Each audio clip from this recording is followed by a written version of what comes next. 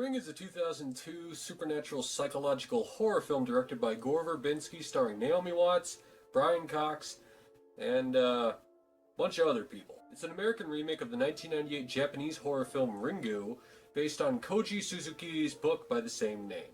It has, in my opinion, the dubious honor of being the film that inspired a slew of Americanized versions of Japanese horror films that were trying to recapture its success. Whereas The Ring is about a cursed videotape that kills the viewer who watches it in 7 days, it was followed by films that dealt with such things as infectious curses that could be passed from person to person, cursed phone calls that would reveal a person's final moments before they die, cursed, plumbing? Cursed... radio waves that depress you? I don't know. And the trend doesn't just end with Japanese horror films. We also got a remake of a Thai horror film that was based upon... Oh my god! I think you get the picture. The film starts off with two young girls having a sleepover watching TV when one of them starts talking about an urban legend that's been going around involving a mysterious videotape that kills people. A tape. A regular tape. People run it, I don't know. We start to play it, and it's like somebody's nightmare. Then suddenly, this woman comes on, smiling at you, right? Seeing you through the screen. And as soon as it's over, your phone rings. Someone knows you've watched it.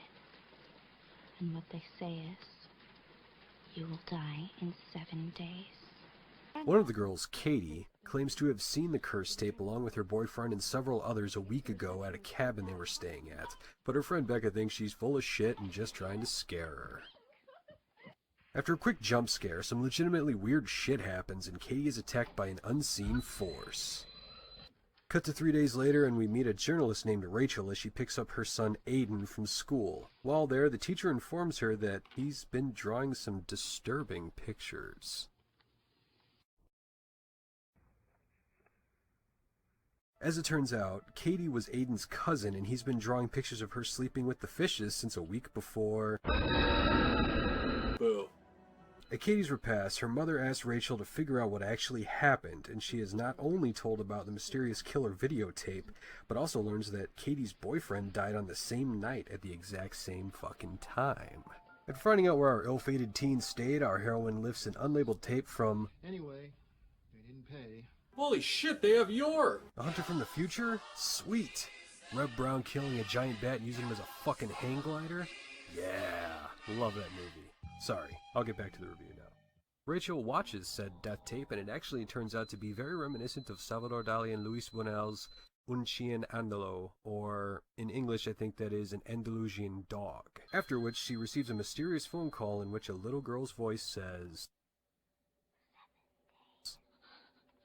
Seeing as how she has a fucking time limit now, Rachel starts an increasingly frantic investigation into the tape's origins that takes her all across a very bleak but scenic Seattle.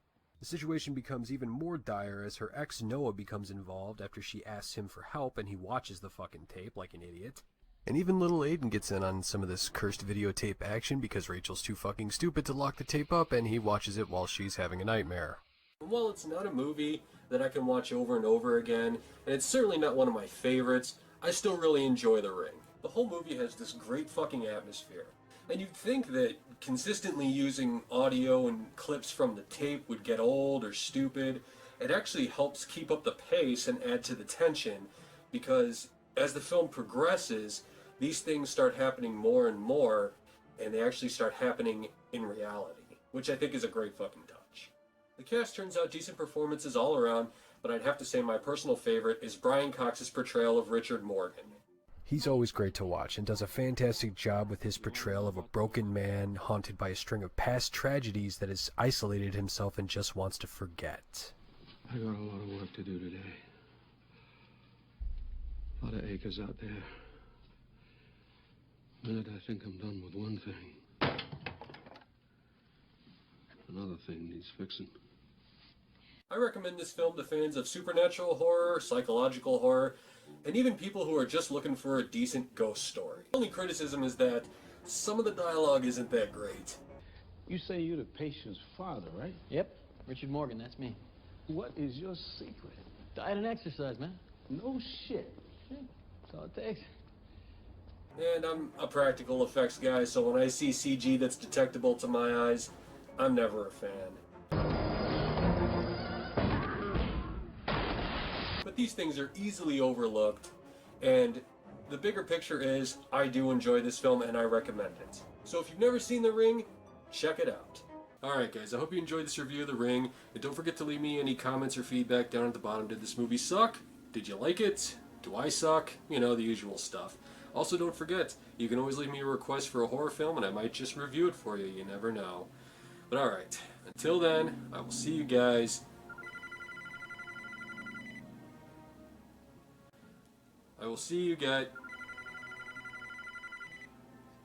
Fucking Christ. The fuck is calling me?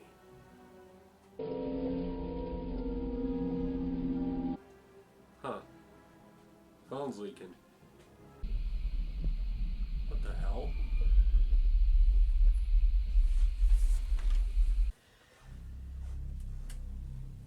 What the hell?